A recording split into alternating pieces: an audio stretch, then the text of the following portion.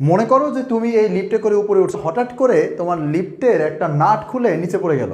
So 1 second পর ওই নাটটা তোমার থেকে কত দূরে আছে এটা যদি তোমাকে ক্যালকুলেশন করতে দেয়, তাহলে চলো এই ক্যালকুলেশনটা আমরা কিভাবে করব, আমরা আমাদের ম্যাথের গতিবিদ্যার দু একটা সূত্রের মাধ্যমে করে ফেলি। দেখো আমাদের যে অঙ্কটা দিয়েছে এখানে বলছে একটি লিফট 4 মিটার/সেকেন্ড সমবেগে উপরে উঠছে, অর্থাৎ মনে করো এই একটা লিফট, সো এইটা উপরে উঠতেছে কত বেগে?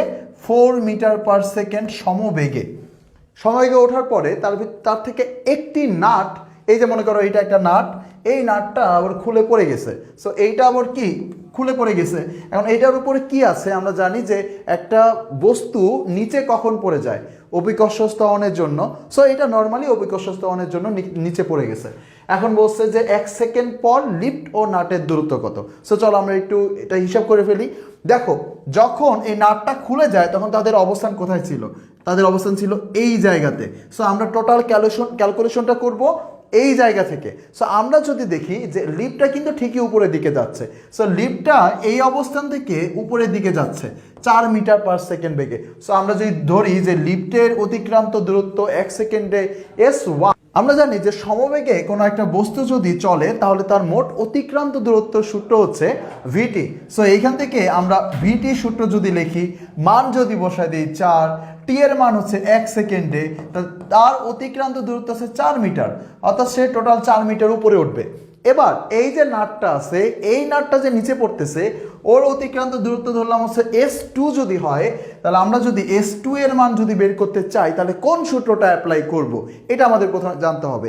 দেখো এইটা ছিল সমবেগে, সমবেগের জন্য আমরা জানি s = vt, বাট এটার উপর একটা ত্বরণ কাজ করতেছে। আমরা জানি যদি ত্বরণ কাজ করে তাহলে অতিক্রান্ত দূরত্বের সূত্র হচ্ছে s = ut plus half at square বা হাফ gt স্কোয়ার।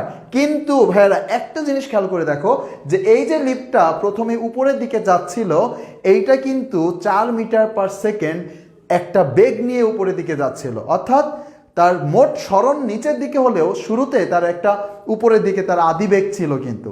সো আমরা জানি যে কোনো একটা বস্তুর যখন উপরের দিকে একটা বেগ থাকে তখন তার সূত্রের জন্য আমরা এই আদি বেগের আগে একটা মাইনাস দিয়ে দিতে হয়। সো চলো এবার যদি আমরা ক্যালকুলেশন করি তাহলে আমরা আমাদের উত্তরটা পেয়ে যাব। তাহলে দেখো মাইনাস দিলাম, ইউ এর মান কত? 4, কারণ আমার এখানে বলে দিছে যে প্রথমে এই নাটটাও লিফটের সাথে উপরে যাচ্ছিল 4 মিটার/সেকেন্ড বেগে। এরপরে কত সময় পরে? 1 সেকেন্ড সময় পরে, তারপরে হাফ ইন্টু, তারপরে হচ্ছে আমাদের জি এর মান আমরা কত জানি? 9.8, এর ইন্টু হচ্ছে টি স্কোয়ার, টি মানে কত? 1 স্কোয়ার। সো টোটালটা যদি আমরা এখান থেকে হিসাব করি তাহলে আমরা কত পাচ্ছি? এখান থেকে পাচ্ছি হচ্ছে -4, আর এইখান থেকে আমরা পাচ্ছি প্লাসের, দেখো এটা দিয়ে এটা কাটলে হবে 4.9, তার মানে টোটাল যদি হিসাব করি তাহলে আমার আসছে এখান থেকে 0.9 মিটার। তার মানে হচ্ছে এইটা নামছে 0.9 মিটার। তাহলে দেখো তো 1 সেকেন্ড পরে লিফটার এই যে অবস্থানটা আছে এটা থাকবে এইখানে, আর 1 সেকেন্ড পরে নাটের এই যে অবস্থানটা আছে সেটা থাকবে এইখানে। সো টোটাল অতিক্রান্ত দূরত্ব কত? এই দুইটার যোগফল। সো আমার জন্য এই প্রশ্নের জন্য উত্তর আসে তাহলে s = 4 + 0.9, তার মানে হচ্ছে 4.9 মিটার। সো আমরা কিন্তু খুব সহজেই হিসাবটা করে ফেলতে পারবো। সো কখনো যদি লিফট থেকে এরকম নাট খুলে পড়ে যায় তাহলে কিন্তু তুমি খুব চমৎকারভাবে 1 সেকেন্ডের ভিতরে এই হিসাবটা করে ফেলতে পারবা। সো এই ধরনের কনসেপ্ট, এই ধরনের অঙ্কগুলা কিন্তু আমরা আমাদের পাওয়ার প্লে প্রোগ্রামে করব। সো পাওয়ার প্লে প্রোগ্রামে তোমাদের সাথে দেখা হবে ইনশাআল্লাহ খুব দ্রুতই, এবং ম্যাথটাকে আমরা খুব চমৎকারভাবে সলভ করে ফেলবো। সো আজকে এই পর্যন্তই। আসসালামু আলাইকুম।